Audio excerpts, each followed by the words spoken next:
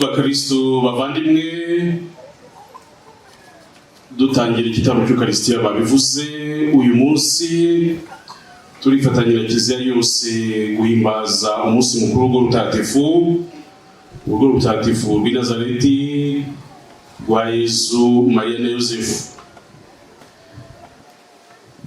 Uyu munsi mukuru tugahimbaza tukiri mu byishimo bya Noheli kuko bifite aho bihuriye.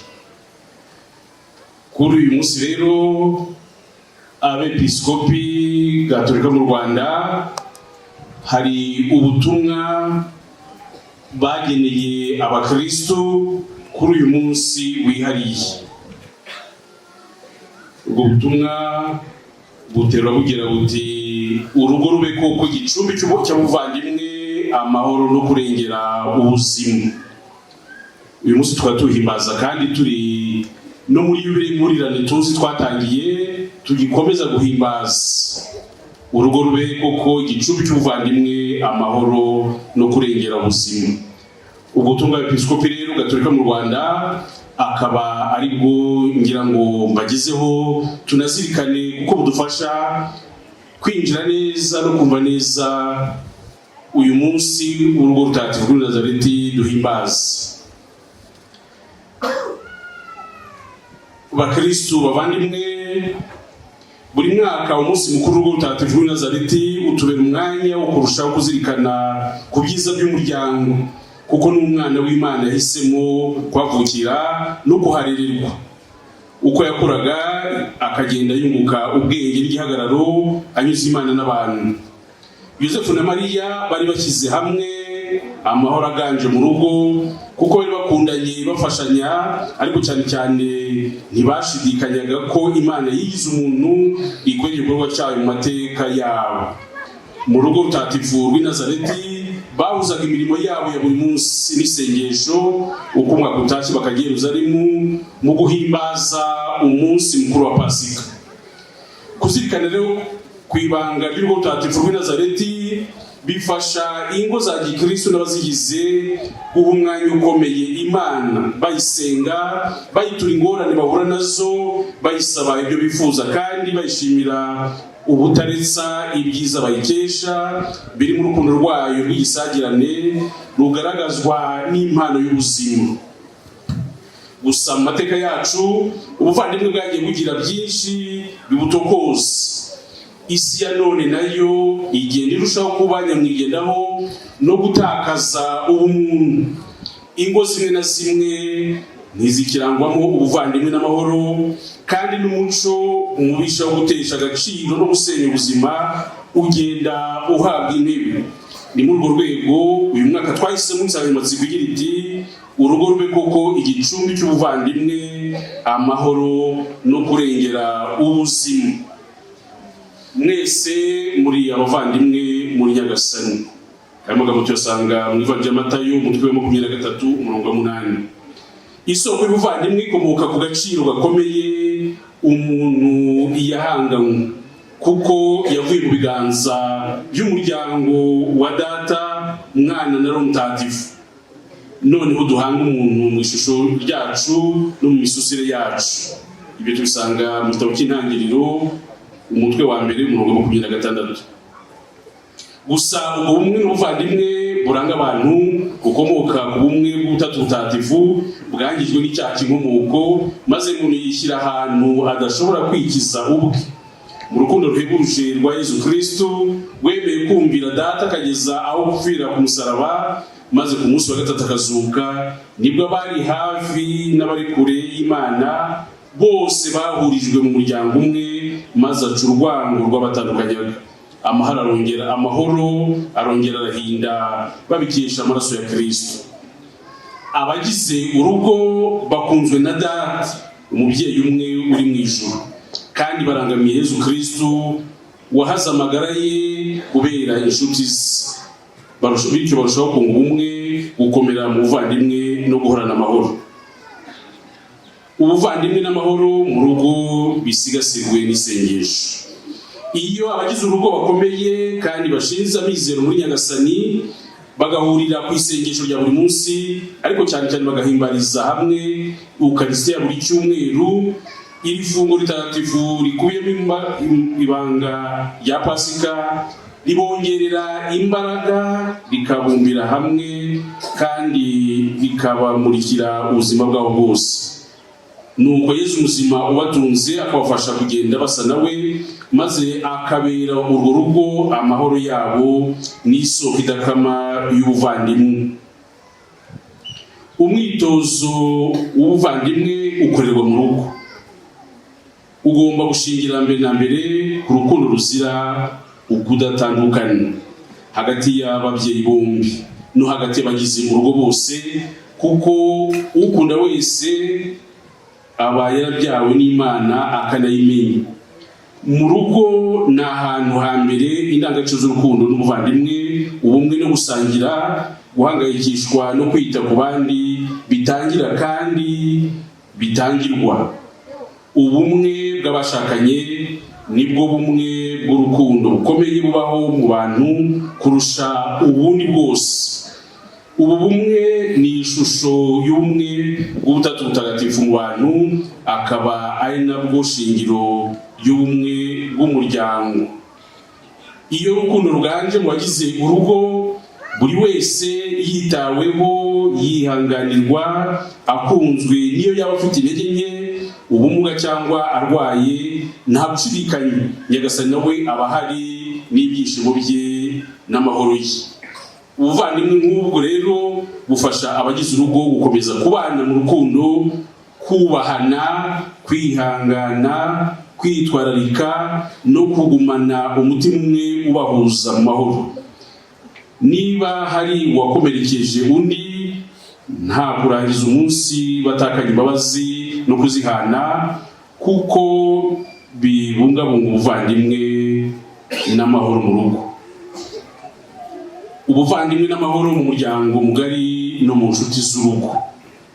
Ubuvandimwe n'amahoro mu rugo kugira ngo birambe ntibigomba kwikubirwa cyangwa ngo bikumire abo mu muryango mugari n'inshuti z'urugo.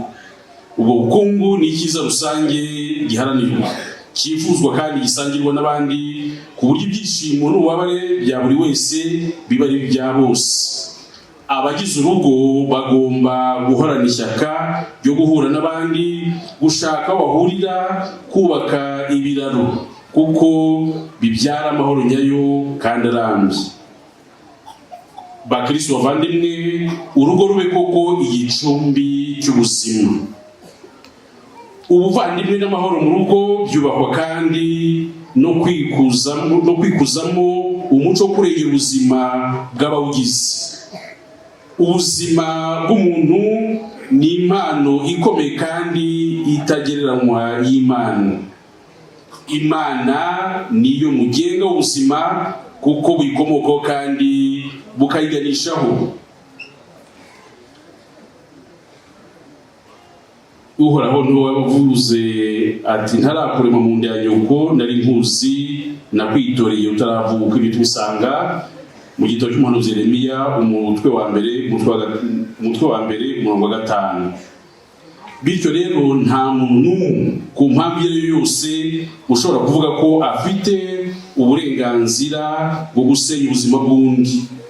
Icyo cyubahiro cya muntu uko yavutse kose kigomba gusigasirwa.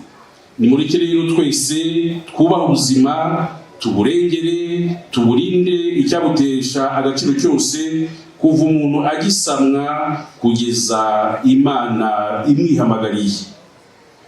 Urugo rubyare koko abo rwishingiye. Mu rwego rwo guteganyiriza abagize urugo ubuzima bwiza n'imibereho myiza, cyane cyane muri iki gihe ubwiyongere bw'abaturage butajyanye n'ubwiyongere bw'ubukungu, turashishikariza ingo kugana gahunda yo guteganya imbyaro ku buryo bwa kamere Kiliziya Gatolika mu Rwanda yashyiriyeho abashakanye uhashize imyaka 40. Abitabiriye iyi gahunda batanga ubuhamya bw'imbuto byabereye mu kuba ababyeyi nyakuri bishingira kubyara no kurerera abo bifuza kwibaruka, mu kubahiriza inshingano z'isakramento y'ugushyingirwa no kubaha no kurengera ubuzima bw'umwana gisamwe. Bibafasha kandi no kwimakaza mu rugo indangagaciro zinyuranye zubaka umuryango.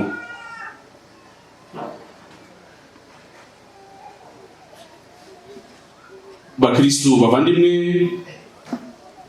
muri kino gihe duhimbaza umunsi w'umuryango, turabibona twese, turabizi umuryango wugarijwe n'ibibazo bitandukanye byinshi ndetse n'ibyonyi byinshi, cyane cyane kuri ingingo yo kubaha ubuzima.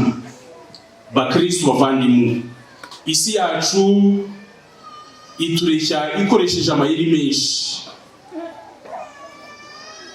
Hari benshi bagwa mu gishuko cyo kutubaha ubuzima, ndetse bikagera aho byoroha bikoroshywa no gukuramo inda. Ku mukristo icyo ni icyaha, uko ni ukwica.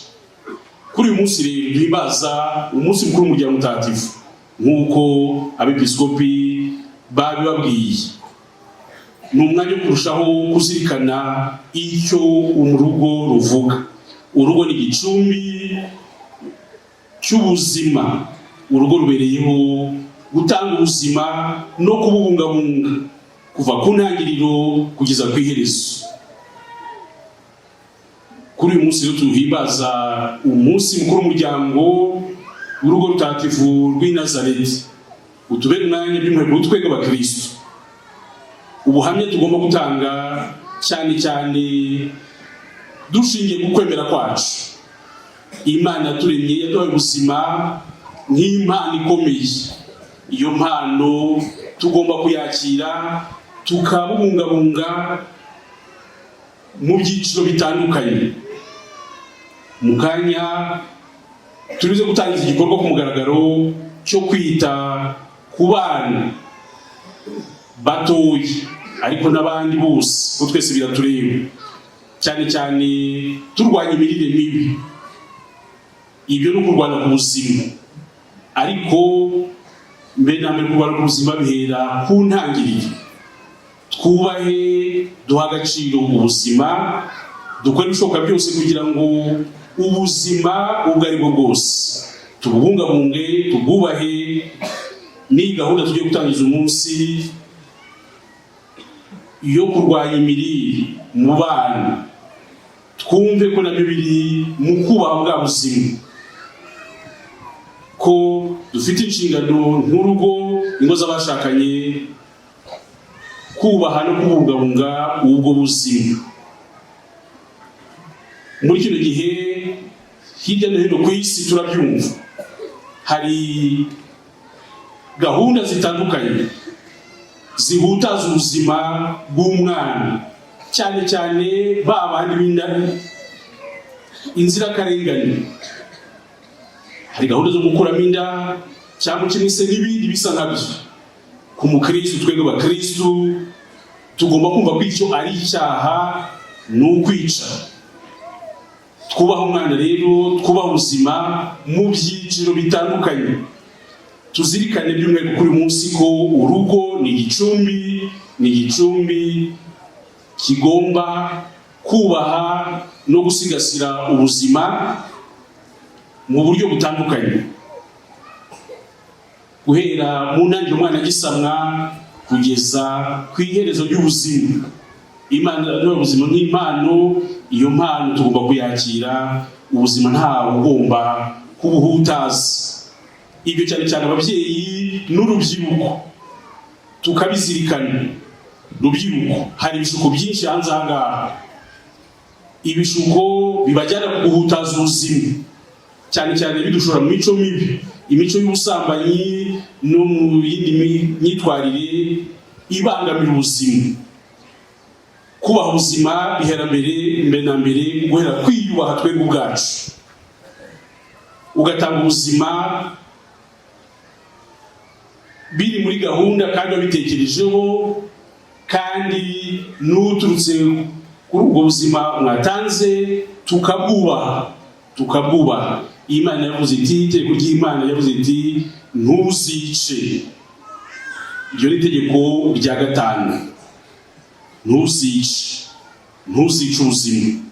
Uyu munsi rero duhimbaza umunsi mukuru urugo rutagatifu rw'i Nazareti, tuzirikane by'umwihariko ko urugo rwacu, by'umwihariko urugo rw'abakristo, ko rugomba kuba igicumbi cyo kubaha, kubungabunga ubuzima. Ni gahunda tugiye gutangiza umunsi yo kwita ku mirire y'abana, nayo iri muri iyo gahunda yo kubaha no kubungabunga ubuzima. Ibyo kandi tugomba ko biri mu nshingano zacu, nibwo buhamya twebwe abakristo tugomba gutanga. Yesu yaduhaye ubuzima kugira ngo tubwakire, kandi yifuza kuduha ubuzima busagambye. Kuri uyu munsi rero twaje turutse hirya no hino mu maparuwasi atandukanye ya diyoseze yacu guhimbaza uyu munsi. Twaje turi intumwa z'abandi kugira ngo ubutumwa dukwiye aha ngaha tubugeze ku bandi. Twumve ko muri isi yacu y'iki gihe twebwe abakristo, buri wese cyane duhereye mu ngo iwacu, mu byiciro bitandukanye, ababyeyi, umugabo n'umugore, abana, twese duhamagarirwa kubaha ubwo buzima. Cyane cyane mwebwe ababyeyi, tugafasha abana bacu, tubarera, tubatoza indangagaciro zo kumenya kwiyubaha no kubaha ubuzima. Kwiyubaha bivuze kumenya kwimakaza indangagaciro zidufasha kubaha ubuzima. Iyo ubaha ubuzima ntabwo byari uko ushatse cyangwa uko ubibonye, ahubwo byose biri muri gahunda mbere na mbere zo kubaha no kubahiriza ubwo buzima. Umwana uvutse akavuka ari impano kandi agomba kubahwa, ariko tugomba no kumwitaho, tumujyana mu ishuri, tumugaburira kugira ngo akure neza, akure ku mubiri, akure mu bitekerezo, akure ku mutima, anakure mu kwemera. Kuko twebwe ababyeyi dufite inshingano zo kurera abana, tubatoza za ndangagaciro nziza z'ivanjiri twumvise muri ubutumwa bw'episkopi batugejejeho. Mwese rero nkaba ndangiza mbifuriza umunsi mwiza mu izina ry'abepiskopi bose n'ubutumwa batugejejeho. Turasabira umugisha ingo zose, niziharanire gukuza ubuvandimwe n'amahoro, cyane cyane turwanya amacakubiri kuko amacakubiri nayo ari mu bituma uburenganzira bw'umwana no kubaha ubuzima bitubahirizwa mu ngo zacu. Ingo nizikomeze kuba ahantu ubuzima bwa buri wese bwisanzurira nta kibuhungabanya. Umubyeyi Bikira Mariya we wadufunguriye ibihe bishya by'umukiro, mu kureka byose bikamubaho ko marayika yabivuze. Umubyeyi Bikira Mariya afashe ingo zose kudahwema kwandika ipaji yuzuyemo icyizere, ubuvandimwe, ubwiyunge n'amahoro, ihumuriza umuryango muri iki gihe. Bikira Mariya nyina wa Jambo, umwamikazi w'amahoro, udusabire. Kuri uyu munsi wa none, nyuma yo kwamamaza ukwemera kwacu, ntabwo twe twabivuze, padiri mukuru wa iyi paruwase ya Mungwe yahawe ubutumwa, ariko ntabwo yigize yimikwa yerekanwa ku mugaragaro. Mu kanya rero nitumara kuririmba inama kwemera yacu, ararahira kuba padiri mukuru wa paruwase ya Mungwe kugira ngo azakorwe ubutumwa afashijwe n'Imana kandi abo umuhamya wo kwemera. Niyo mpamvu uza gukurikira nyuma y'inanga kwemera. Noneho dukomeze n'imihango yindi yateganyijwe uyu munsi y'abagira yubile batubwiye mu ntangiriro z'igitabo cy'Ukaristiya. Mwese rero ndabifuriza umunsi mwiza w'umuryango, ababyeyi, abana benshi baje ari benshi mbona hano, urubyiruko n'abandi mwese mwaje kwifatanya natwe kandi mwagize uruhare kugira ngo uyu munsi ugende neza.